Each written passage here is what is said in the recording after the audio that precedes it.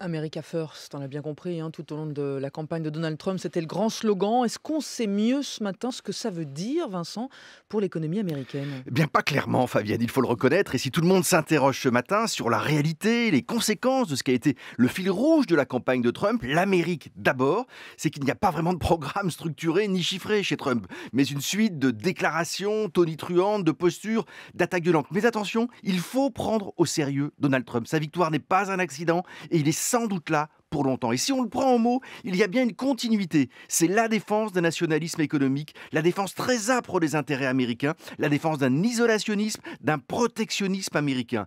Première cible, les accords de libre-échange. Trump a accusé le commerce mondial d'avoir provoqué chômage et délocalisation sur le sol américain. Il s'est dit déterminé à renégocier, voire à révoquer les grands accords commerciaux existants. En premier lieu, l'ALENA, signé en 1994 par Bill Clinton et qui réunit, on le sait, les États-Unis, le Canada et le Mexique. Ensuite, Trump a assuré qu'il ne ratifierait pas le traité commercial avec la zone Pacifique, tout juste signé par Obama. Cerise sur le gâteau, Trump se dit même prêt, si nécessaire, à sortir de l'Organisation mondiale du commerce. Mais alors techniquement, est-ce que vraiment il peut prendre ce genre de mesures? Absolument, Fabienne. Techniquement, rien ne l'en empêche, mais avec une obligation tout de même.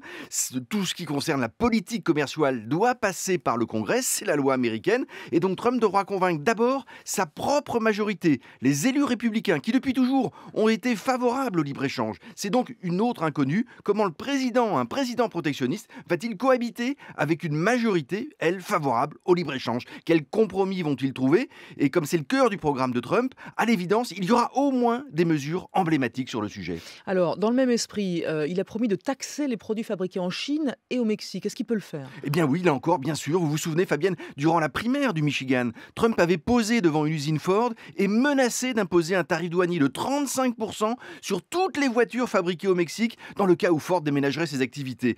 Ce discours a plu aux électeurs de la classe ouvrière et lorsque Trump a menacé de contraindre Apple à fabriquer ses iPhones aux États-Unis plutôt qu'en Chine et d'imposer aussi des droits de douane de 45% aux produits chinois, il a aussi marqué des points décisifs. Et donc là, oui encore, Trump peut tout à fait décider d'imposer des taxes vertigineuses aux produits chinois ou mexicains. Donc au moins à court terme, rien ne l'empêche de mettre ces menaces à exécution. Le seul problème, c'est qu'il s'expose à des représailles. C'est la logique même du commerce mondial. Les accords sont négociés, il y a des réciprocités, des compromis pour que les différentes parties en profitent. Si Trump déclare une guerre commerciale à la Chine, eh bien les États-Unis risquent aussi, en retour, d'y perdre des plumes. C'est tout l'enjeu de la période qui commence. Comment Trump peut-il réussir à réintroduire du rapport de force dans les négociations internationales sans se fermer les portes du commerce mondial, dont globalement l'économie américaine a tant profité et profite encore largement. Chaque grande zone économique, en tout cas, devra serrer les rangs pour se défendre, à commencer par l'Europe. Et ça, c'est aussi un sacré défi